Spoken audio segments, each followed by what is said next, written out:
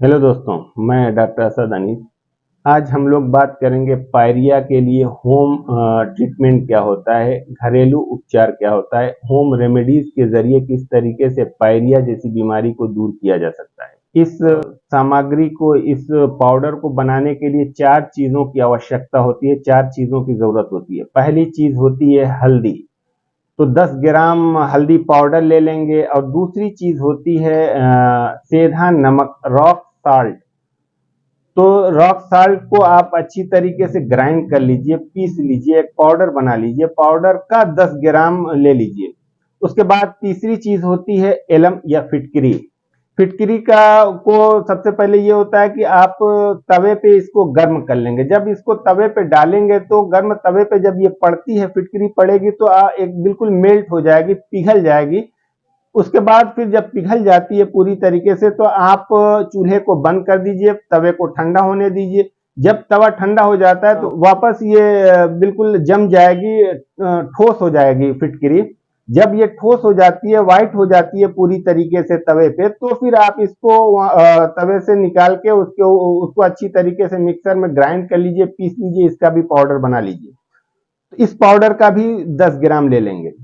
चौथी चीज है नीम की पत्ती। नीम की पत्ती को अच्छी तरीके से वॉश कर लीजिए, धुल लीजिए। धुल लेने के बाद इसको सूखा कर लीजिए, बिल्कुल सूख जाने दीजिए। सूख जाने के बाद अब इस पत्ती को भी आप मिक्सर में ग्राइंड कर लीजिए, एक पाउडर बना लीजिए। इस पाउडर को भी 10 ग्राम लेंगे, यानी चारों चीजें 10-10 ग्राम लेनी है। हल्दी भी 10 ग्राम लेना है, रॉक साल्ट भी 10 ग्राम लेना है, एलम भी 10 ग्राम लेना है, और नीम का पाउडर जो बनाया वो भी 10 ग्राम लेना है। इन 10 ग्राम को आप 10-10 ग्राम को सबको मिक्स कर लीजिए अच्छी तरीके से। इक्वली सब मिक्स हो जाना चाहिए, पूरी तरीके से एक दूसरे में मर्ज होना चाहिए। उसके बाद फिर आप इसको स्टोर करके रख लीजिए। अब इस पाउडर को आपको दोनों टाइम, और सुबह और शाम, 2-2 चम्मच आप इसको ले लीजिए। और ताज़ा पानी, जो आप पानी पीते हैं उसी पानी के साथ इसको मिक्स कर लीजिए और ठीक सा एक पेस्ट बना लीजिए। बिल्कुल ठीक होना चाहिए, बहुत थिन नहीं होना चाहिए, बिल्कुल बहता हुआ नहीं होना चाहिए।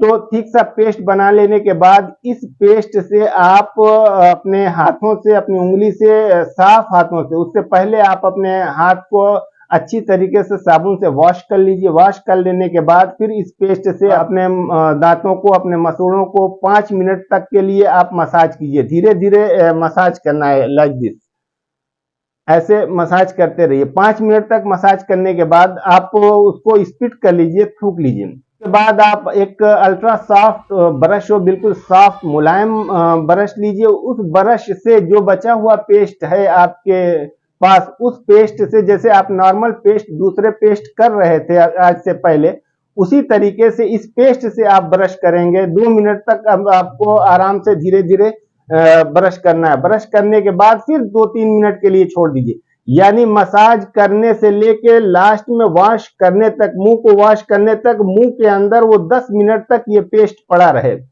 उसके बाद 10 मिनट के बाद आप अच्छी तरीके से मुंह को वॉश कर लीजिए।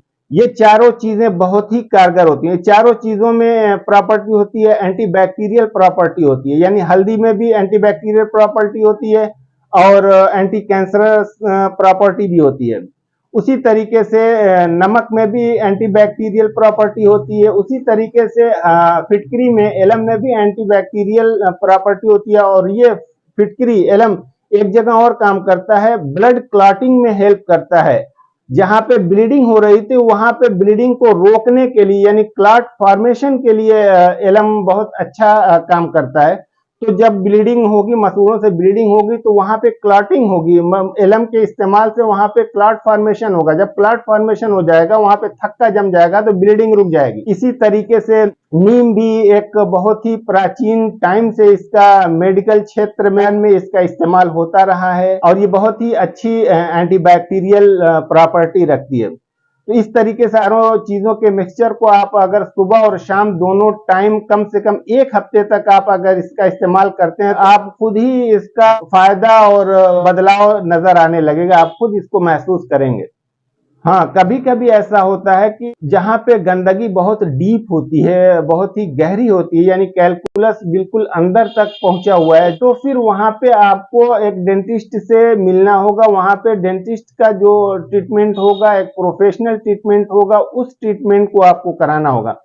क्योंकि ये जो पेस्ट है ये अगर वहां तक पिनिट्रेट करके वहां तक अगर नहीं पहुंच पाता है जहां तक गंदगियां हैं मुंह के अंदर, मसूड़ों के अंदर, तो फिर वहां से अगर बैक्टीरिया किल नहीं होते, नहीं मरते हैं, तो फिर वहां से रीग्रो होना शुरू हो जाते हैं। तो इस कंडीशन में आपको डेंटिस्ट से मिलकर उसका जो मेडिकल ट्रीटमेंट है, जो प्रोफेशनल ट्रीटमेंट है, उसको कराना होगा। जो लोग चैनल पर नए हैं, प्लीज वो लोग चैनल को सब्सक्राइब कर दें, ताकि जो भी डेंटल से रिलेटेड रिसर्च है, अपडेट है, वो आपको मिलता रहे।